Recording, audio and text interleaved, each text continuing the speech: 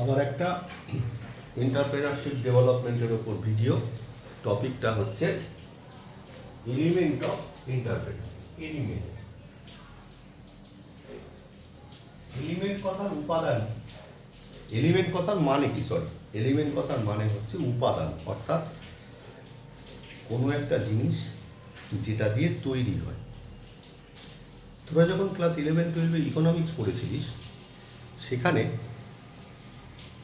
উৎপাদনের 4টে উপাদান পড়েছিলিস: land, labour, capital এবং অর্গানাইজেশন। এই 4টে উপাদান সহযোগে কি হয়? প্রোডাকশনটা হয়। এখানেও ঠিক তেমনি। এখানে কি হয়? এই যে এলিমেন্টটা রয়েছে, এলিমেন্ট মানে হচ্ছে যে সমস্ত উপাদানগুলোকে নিয়ে উদ্যোক্তা তৈরি হয় বা উদ্যোক্তাটা যেটা দিয়ে গঠিত হয়। তা জেনারেলি বিভিন্ন জায়গা থেকে স্টাডি করবার পর যেটা দেখতে পাওয়া গেছে যে উদ্যোক্তা 7টা উপাদানকে নিয়ে তৈরি হয়। 7টা উপাদানের মধ্যে প্রথম যে উপাদানটা উদ্যোক্তার ভীষণ ইম্পর্টেন্ট, সেটা হচ্ছে ইনোভেটিভ আইডিয়া। কি? Innovative idea. ইনোভেটিভ আইডিয়া মানে কি? সৃজনশীলতা। অর্থাৎ আজকের দিনে দাঁড়িয়ে কালকের কথা ভাবতে হবে এবং নতুন ভাবনা ভাবতে হবে। ধর, আমরা কি কোনোদিন ভাবতে পেরেছিলাম যে ইলেকট্রনিক্স জগতে রিলায়েন্স পা রাখবে? ভাবিনি।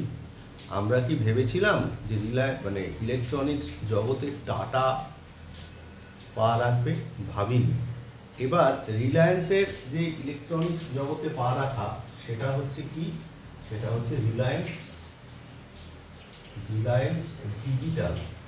বিভিন্ন জায়গায় দেখবি বড় বড় শোরুম আছে।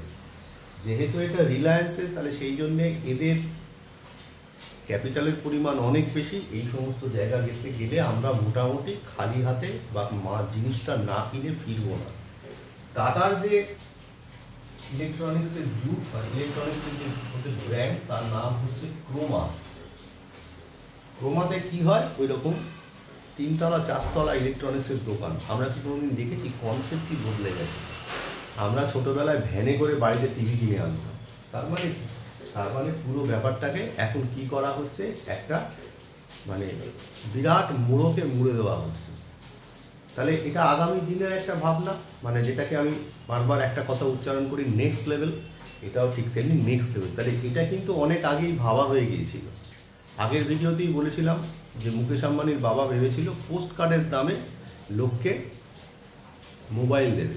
সেই জন্যই আজকে তত্ত্ব করে এগোতে পেরেছে। এইসব আইডিয়া কিন্তু অনেক আগেই এসছিল। তাই এই আইডিয়াগুলোর জোরে কি হচ্ছে আমরা যেটা দেখতে পাচ্ছি। তো কথা প্রসঙ্গে যদিও আমি খুব সামান্য মানুষ, সেখানে দাঁড়িয়েও আমি অনেক ইনোভেটিভ আইডিয়া আনবার চেষ্টা করি। বিশেষত একটা অন্য আইডিয়ার কথা বলি যে তোরা এখানে জানিস যে আমরা এখানে দাদা বৌদির আমাদের এখানে বিরিয়ানি খুব বিখ্যাত। তা আমি ওখানে যে সমস্ত তোদের মাপড়দায় যে সমস্ত ছেলে মেয়ে আমার খুব সবাই আমার ঘনিষ্ঠ, কিন্তু তার মধ্যেও আরও একটু ইন্টিমেসি, তাদেরকে আমি অনেক সময় বলেছি যে এক দাদা বৌদির এখানে যদি একটা ব্র্যান্ড তৈরি করা যায়, তোরা যদি করিস, প্রথম হয়তো বিক্রি করতে অসুবিধে হতে পারে, কিন্তু এটা হচ্ছে নেক্সট লেভেল অফ বিজনেস হতে পারে। ঠিক আছে? তাহলে এই হচ্ছে আমার ইনোভেটিভ আইডিয়া। দ্বিতীয় কি? দ্বিতীয় হচ্ছে মোটিভেশন অ্যান্ড হচ্ছে গিয়ে অঙ্গীকার, কমিটমেন্ট, যেটাকে বাংলায় আমরা কি বলবো? অনুপ্রেরণা ও অঙ্গীকার। লিখি একটু তাহলে। Motivation and commitment.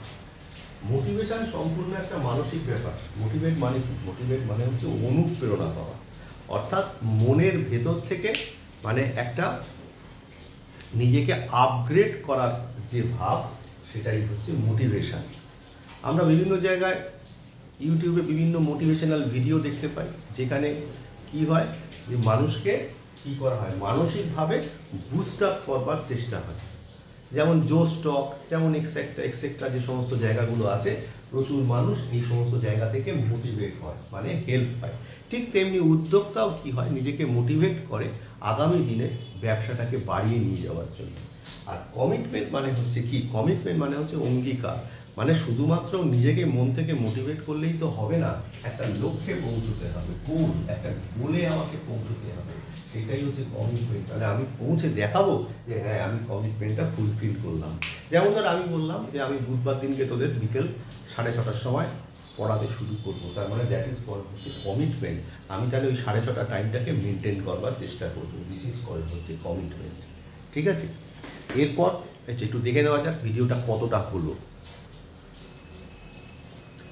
আরেকটু হতেই পারে, সেটা হচ্ছে কি, এরপরে আসছে এবিলিটি অ্যান্ড স্কিল, ক্ষমতা এবং দক্ষতা। তাহলে এবিলিটি অ্যান্ড স্কিল যদি ভাবতে চাই, তাহলে ক্ষমতা ও দক্ষতাকে আমরা দুভাবে ভাগ করতে পারি। একটা হচ্ছে মানসিক ক্ষমতা, আর একটা হচ্ছে শারীরিক ক্ষমতা। মানসিক ক্ষমতা মানে হচ্ছে কি, টাফনেস মানে হচ্ছে কি, যে আমরা মেন্টালি কতটা স্ট্রং। বিভিন্ন মানে ব্যাপারটা হচ্ছে ব্যবসা করতে গেলে বা নিজেদের জীবন দিয়েও দেখেছি অনেক ধাক্কা, অনেক কিছু আসে, সেখানেও যদি আমরা মাথাটাকে ঠান্ডা রেখে নিজের লক্ষ্যে অবিচল থাকতে পারি, তাহলে কিন্তু আমাদের লক্ষ্যটা তাড়াতাড়ি অর্জন করবার চান্স থাকে। তাহলে এইটা হচ্ছে ক্ষমতা। আর তো শারীরিক ক্ষমতা মানে কেউ মানে শারীরিক দিক দিয়ে বলবান হয়, কেউ আবার শারীরিক দিক দিয়ে কম বলবান হয়, তাহলে এটা হচ্ছে শারীরিক ক্ষমতা। আর হচ্ছে কি, দক্ষতা মানে হচ্ছে কি, দক্ষতা মানে ইংরেজিতে যাকে বলা হচ্ছে স্কিল। দ্যাট মিনস আমি যখন কোনো কাজ করছি, আমি যখন কোনো ব্যবসায় কাজকর্মে যুক্ত হচ্ছি, আমি কতটা বেশি কতটা কম ভুল করছি, সেই ভুল করার ওপরই কি হচ্ছে স্কিলটা দাঁড়িয়ে আছে। যখন ধর আজ থেকে 10 বছর আগে আমি যখন তোদের অঙ্ক করাতাম, তোদের না আরও যারা ছিল, তখন কিন্তু আমি এত ফাস্ট পড়াতে পারতাম না। যত দিন যাচ্ছে আমি কী করছি, আমি স্টাডি করছি, স্কিল বাড়াচ্ছি। ঠিক তেমনিভাবে একজন এন্টারপ্রেনার সেও কিন্তু ক্রমশ তার পুরনো যে সমস্ত সে কাজগুলো করে এসছে, সেই ধারাবাহিকতাটাকে দিয়ে সে তার স্কিলটাকে বাড়িয়ে নিয়ে যাচ্ছে। আগামী দিনে সে যত কম ভুল করবে, তত সেই লক্ষ্যতে পৌঁছবে, তার ব্যবসা ডেভেলপ করে যাবে। তো যাই হোক, এই হচ্ছে মোটামুটি আমি 3টে পয়েন্ট ডিসকাস করলাম। এরপরে আছে রিসোর্স, এরপরে আছে strategy and vision, planning and organization. এগুলো কিন্তু আমাদের জানা, এগুলো আমরা বিজনেস স্টাডিজে পড়েছি, মানে এগুলো ওইটা ছোঁয়া রয়েছে। আর লাস্ট অফ অল রয়েছে আইডিয়া অফ মার্কেটকে আইডিয়া করাটা খুব দরকার। কালকে মার্কেট কী নেবে সেটা আজকে দাঁড়িয়ে ভাবতে হবে। তাহলে আমি কী করবো, তাহলে আমি আমার ব্যবসাটাকে অনেক বেশি আপগ্রেড করে তাড়াতাড়ি প্রফিটেবল জায়গায় চলে যাওয়ার আমাদের একটা চান্স থাকবে। সবচাইতে ইম্পর্টেন্ট কথা বলি, আমি এই যে এলিমেন্টটা তোদের বোঝালাম, এলিমেন্টটা কিন্তু আমি মানে নোটসটা দেবো, সেটা কিন্তু আমাকে কেউ বলেও নেই, আর কেউ আমি আমার ডায়েরিতে লিখে রেখেছি তার মধ্যে এটা নেই। কিন্তু আমি যেটা দেখেছি যে আমি তোকে যেখান থেকে দাঁড়িয়েছিলাম সেখান থেকে এটা পড়া যাবে না। তোরা এটা দেখতে থাক। ইন দি মিন টাইম আমি গ্রুপে বাংলা এবং ইংরেজি দুটোই শেয়ার করছি।